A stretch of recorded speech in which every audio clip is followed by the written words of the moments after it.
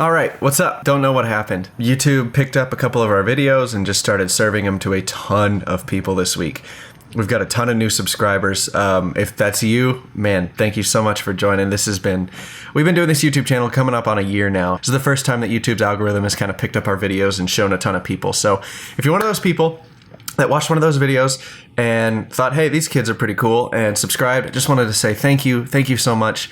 If you're one of the people that bought one of our programs, holy snot. So yesterday we spent a ton of time converting the course into the new software. We didn't want to buy the new software because it's really expensive until we had a proof of concept that the course was going to work, and we started making sales faster than we could keep up with. So we threw everything into the new software. We made you a new account. If that's one of you, please log in there. There's a bunch of extra information that wasn't in the course before. Words can't describe how excited we are moving forward. I thank you so much for joining us on this journey. This channel is just for us to look back in 10 years and say, oh, look, when we tried to sell furniture, that was cool. And we want to share as much knowledge as we can along the way. So if you're one of the old subscribers, thank you even more, because you've stuck with us for longer when we were trying to figure out our identity online. So yeah, big things to come. We got a new course coming. It's going to be how to sell to friends and family. This course is going to be insane. I learned so much from the first course, and just what people are looking for in courses, and what worked, what didn't work. I can see on this new software how long people spend on certain topics. So the courses are going to get a lot better. You're going to get a lot better information, and it's going to be a great time. So thank you.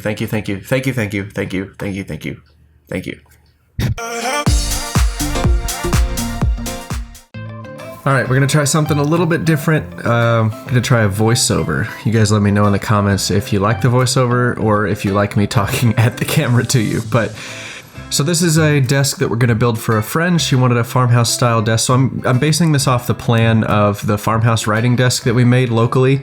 This is something that we made a batch of to sell a few of them.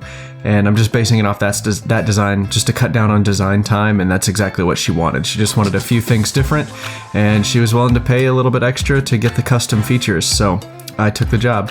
Here you see me just making the top. I think you've seen this footage before a couple weeks ago if you're a long-time subscriber, or you've seen that previous video, but again, I'm just getting the top settled here.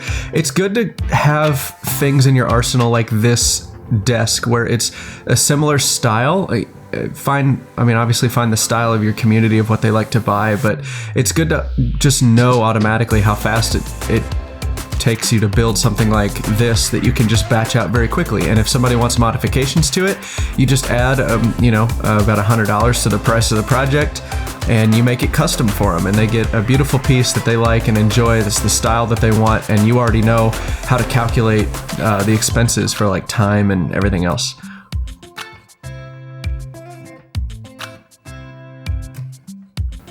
And again, I try to make all of my batched furniture with this exact top. I don't have the measurements with me right now, but I think it's something it's 4 feet long and 20 inches wide exactly. So I just know that I can build that with two 2x6s from the home center, and I know exactly how much that costs and how fast it's going to take me. I've got the process down to kind of an art now, where I can just throw one together, let the glue dry, and then do the chamfer around the top, and then work on the base. This is where you see me working on the base right here. It's just dowel joinery. I really like dowel joinery. I think I go on a rant here in a minute about how great dowel joinery is. So let's take a look at some math here. This is a good time to do it. So I know that these tops will take me about 45 minutes to throw together, not counting glue time, but to sand and get it ready for finish, it takes me about 45 minutes of actual working time. This base, it's probably another 45 minutes. I think I referenced that in a bit coming up here, but all the materials I have lifted up on the screen, I've added those together. So it's just a few 2x4s and a couple 2x6s, and some dowels, which is a nominal cost. So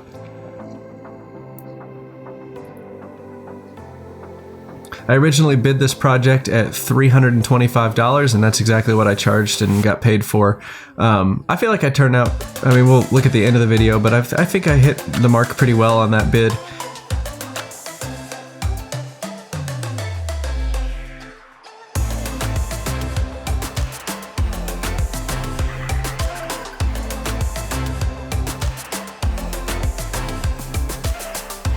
Self-squaring joinery.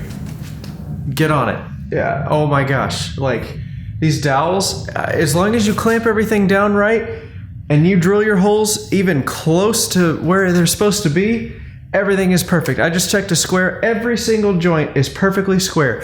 You cut it on the miter saw with a perfect 90 degrees and you use a self-squaring joinery method. When you clamp everything together, you don't really even need to check for square.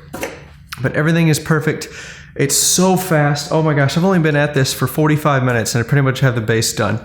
The top took like another 45 minutes, so I'm only, an hour and a half into this project, and oh my gosh.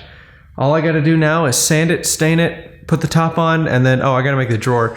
The drawer will be another like 30 minutes or so, not counting glue dry time. But yeah, oh my gosh, self-squaring joinery, get on it.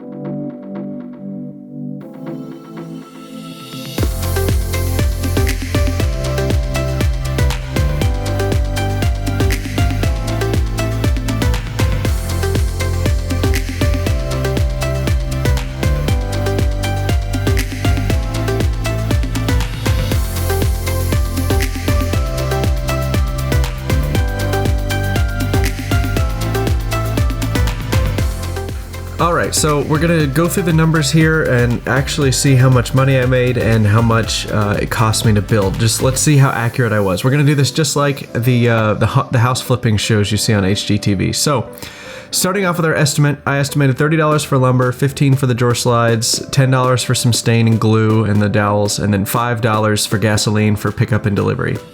So I estimated that this project was going to cost me $60 in materials. In reality, I underpriced the lumber, so we got $8 there for lumber that's extra.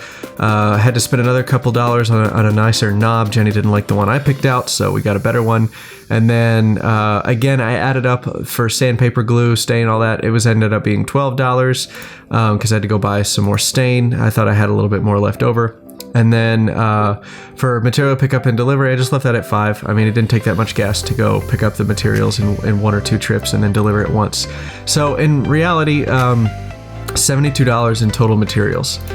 Looking at the labor estimates, so I thought originally this is going to be 5 hours of labor based on the batching furniture that we had done, which is basically what the plan was on. But I thought it would take a little bit longer to make the drawer than it really did.